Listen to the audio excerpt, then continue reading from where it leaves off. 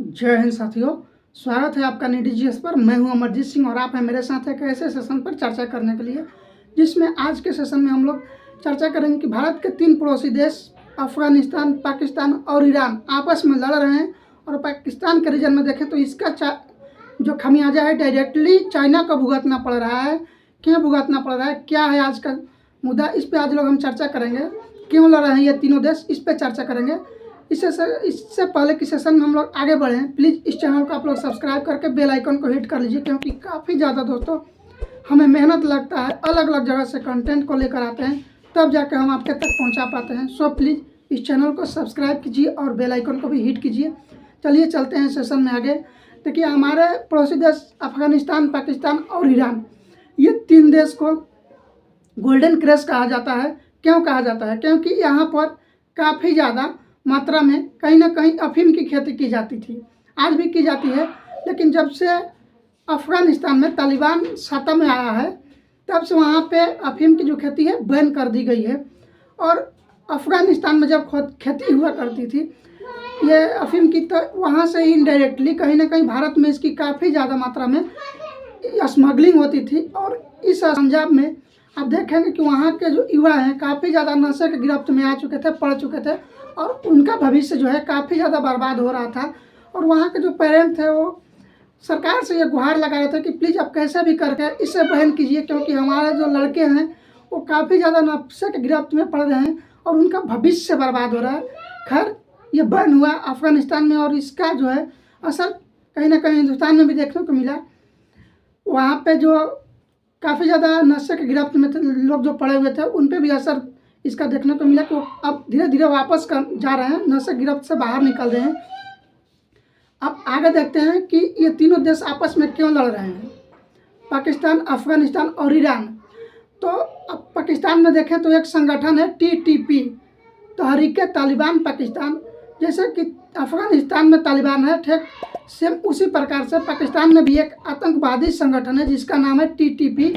और TTP का जो संगठन है वो इसका संगठन हुआ था जो 2007 में, और तब से ये लगातार ग्रोथ करता गया। और ख़ास करके अगर देखें 2007 से, तो ये कहीं ना कहीं इस माइंड सेट से बनाया गया था इस संगठन को कि ये इनडायरेक्टली इंडिया को हानि पहुंचाएगा।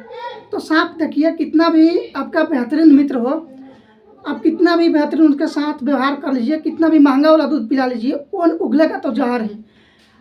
सामने वाला को बाद में काटेगा, जो पाल रखा है सबसे पहले उसी को काटेगा, जैसे उसके साथ कोई छेड़छाड़ होगा। सेम ऐसा ही कंडीशन हुआ पाकिस्तान के साथ में।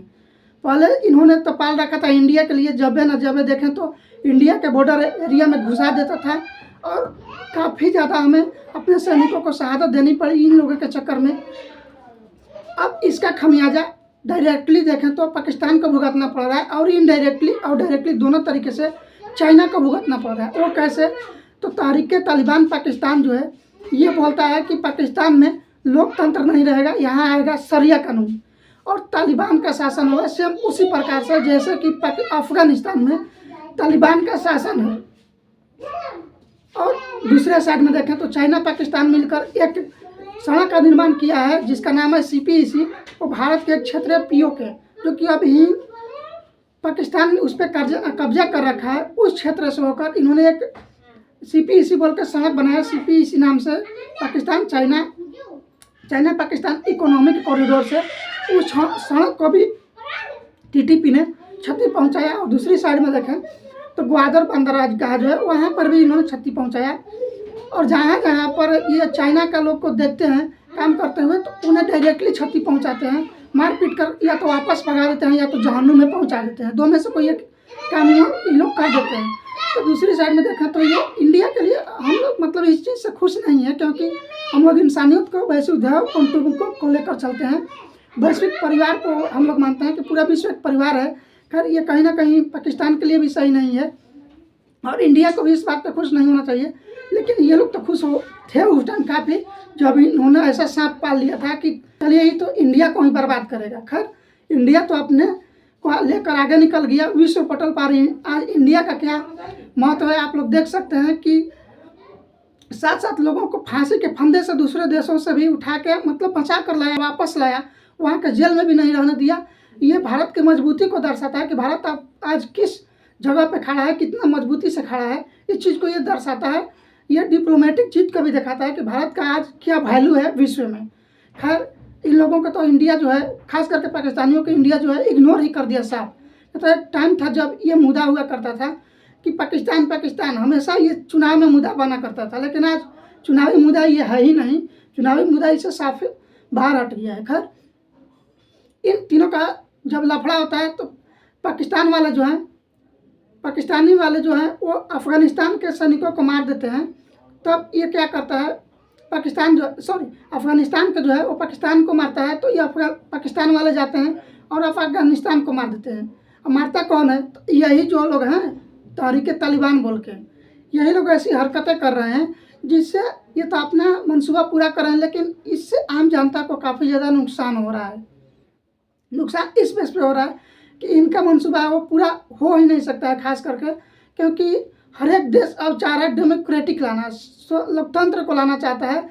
तो वहाँ पे देखें तो आतंकवादी जो संगठन है वो काफ़ी ज़्यादा बिखरा पड़ा वैसा भी रहता है। उसको छोटे छोटे कहीं से फंडिंग मिल जाता है, उसके बेस पे वो सर्वाइव कर पाता है, लेकिन उसका अपना कुछ नहीं होता है। एक तरह से देखें तो उसे फंडिंग भी मिल पाना काफ़ी ज़्यादा मुश्किल होता है। तो आतंकवादी जो संगठन है वो आतंकवादियों से ही कहीं से लूट खसोट करके या तो गुप्त तरीके से फंडिंग करके कुछ हथियार वगैरह लेता है और टेरर को बढ़ावा देता है, क्योंकि कहीं ना कहीं विश्व के लिए भी काफ़ी ज़्यादा खतरा बना रहता है।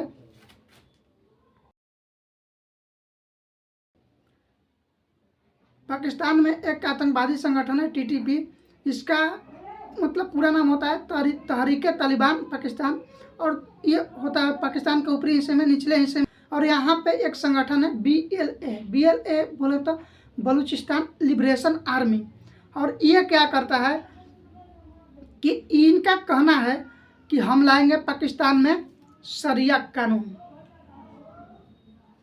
और इनका कहना है कि हम पाकिस्तान में रहेंगे ही नहीं, हमें या तो अब अलग ही कर दीजिए। BLA का कहना है कि हम पाकिस्तान में नहीं रहेंगे, हमें अलग कर दिया जाए।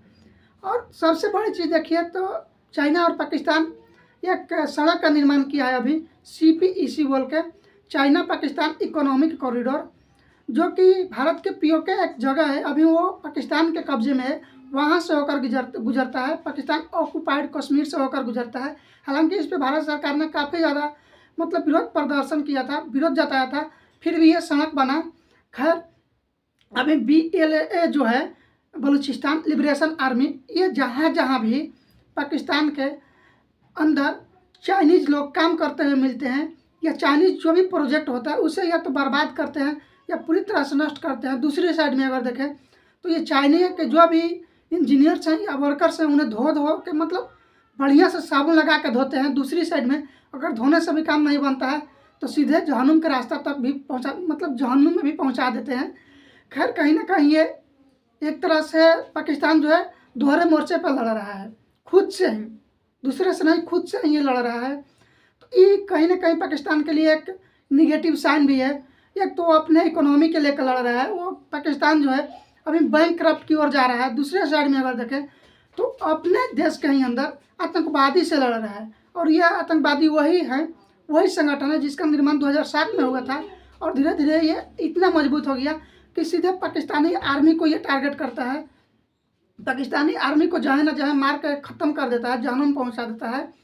और ये सीधे कहता है कि पाकिस्तान में आएगा शरिया कानून, ख़त्म हो जाएगा लोकतंत्र, यानी लोकतंत्र को हटा के हम शरिया कानून लेंगे, अपने हिसाब से थोपेंगे, वैसे जैसे कि अफ़गानिस्तान में तालिबान है, सेम उसी तरीक़े से हम भी पाकिस्तान में तालिबान को वापस लेके आएंगे।